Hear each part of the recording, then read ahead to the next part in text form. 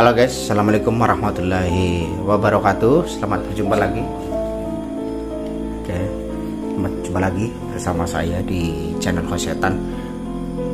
Pada kali ini, di video kali ini kita mau bercerita tentang atau curhatan tentang pengalaman yang pernah dialami oleh saudara Joko. Jadi rekan kita Joko di hadapan Anda semuanya. Malam hari ini sudah ada Mas Joko ya. Mas Joko, selamat malam Mas Joko. Selamat malam, Bang. Ya, apa kabarnya hari ini, sehat? Alhamdulillah sehat. Jasmani, rohani sehat ya. Alhamdulillah. Baik. Sudah siap untuk diceritakan atau menceritakan? Siap. Siap ya. Bisa ngadep kamera sini. Oke.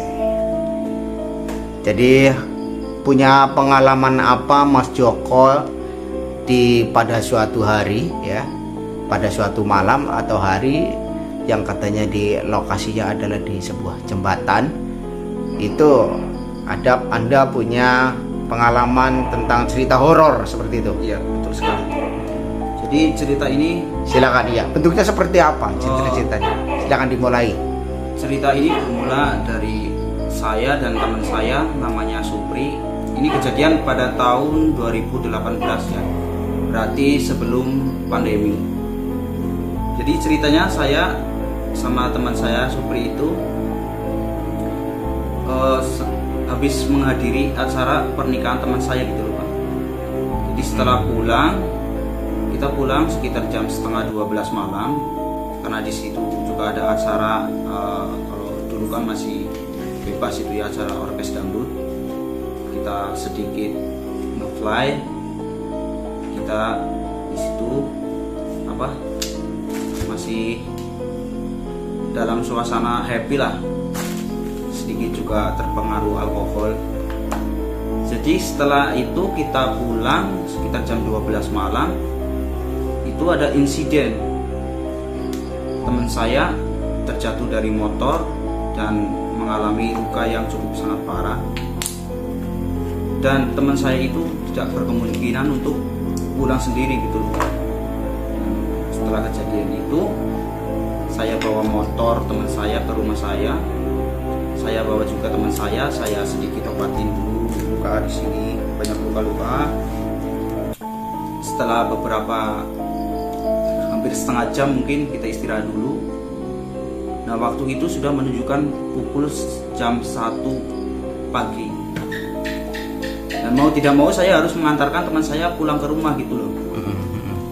Dan jarak yang saya tempuh itu sekitar 3 kilo dari rumah saya. Nah, jam 1 malam saya boncengin teman saya itu melewati sebuah jembatan yang konon itu dulu di situ tuh sangat angker sekali, dan banyak kejadian seperti orang terjatuh, meninggal di tempat. Ada juga rombongan pengantin yang menabrak jembatan itu. Ada juga mobil yang terbakar di jembatan itu. Itu cerita orang zaman dulu itu memang sangat masih angker sekali di jembatan itu. Nah, saya melewati jembatan itu mengantarkan teman saya pulang ke rumah. Itu nyampe ke rumah teman saya sekitar jam setengah 2 pagi. Nah, setelah saya nyampe ke rumah, saya izin sama orang tua, saya ketok-ketok pintu ke orang tua teman saya. Nah, saya menjelaskan kejadian bahwa tadi ada insiden ini, bahwa si Supri terjatuh dari motor dan saya mengantarkan, dan motornya masih di rumah saya gitu. Nah, setelah selang beberapa menit, saya itu sebenarnya saya orang penakut gitu loh, Bang. Namun saya mungkin sedikit terpengaruh alkohol, jadi saya memberanikan diri untuk pulang ke rumah sekitar jam 2 malam. Nah, setelah saya pulang itu mau nyampe jembatan, itu kan di jembatan itu kan pinggir-pinggir kan banyak pohon bambu itu. Pohon bambu yang sangat sangat rimbun sekali. Nah, di situ posisi itu udah nggak ada motor satupun.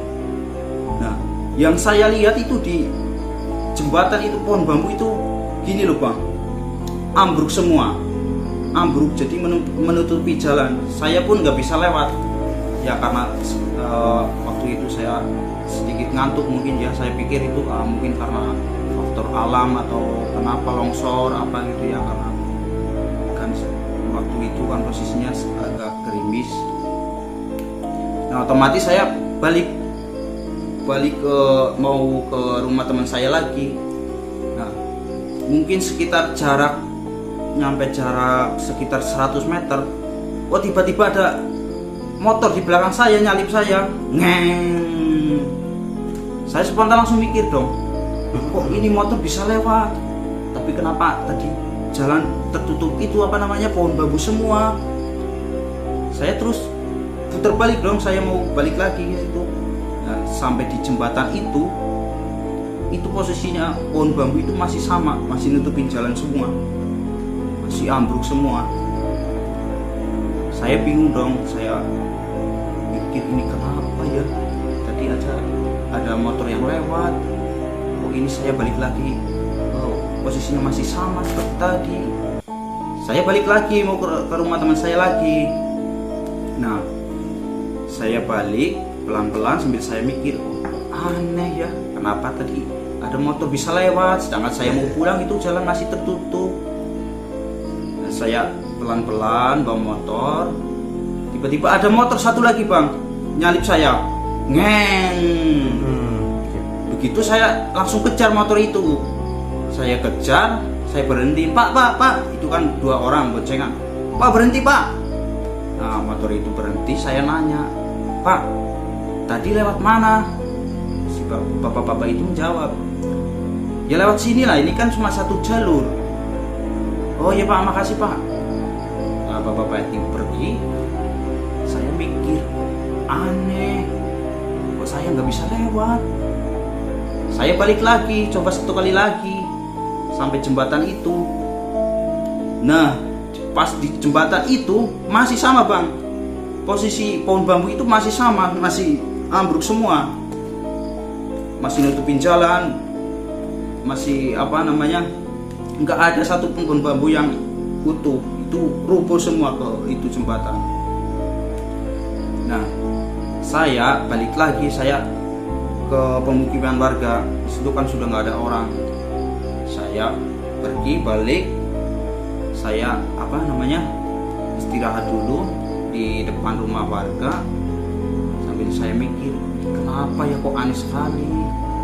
Nah, selang beberapa waktu saya itu mencoba untuk mengambil air wudhu gitu loh bang. Saya wudhu sambil saya baca doa-doa yang saya bisa, bismillah. Terus saya balik ke jembatan itu. Saya di situ baca-baca doa terus yang saya bisa. Terus saya balik lagi istirahat sebentar. Nah, pas azan subuh saya mencoba untuk balik ke rumah saya. Nah, setelah nyampe jembatan, alhamdulillah itu bang, itu ternyata pohon bambu udah berdiri semua itu loh. Sudah nggak ada kejadian yang seperti saya ceritakan tadi. Nah, setelah paginya saya itu curhat sama bapak saya, karena bapak saya kan yang tahu menahu sejarah jembatan itu. Memang kata bapak saya itu jembatan itu punya angker, sering kejadian. Makanya kalau lewat suatu tempat yang mungkin itu agak mistis itu harus klakson gitu.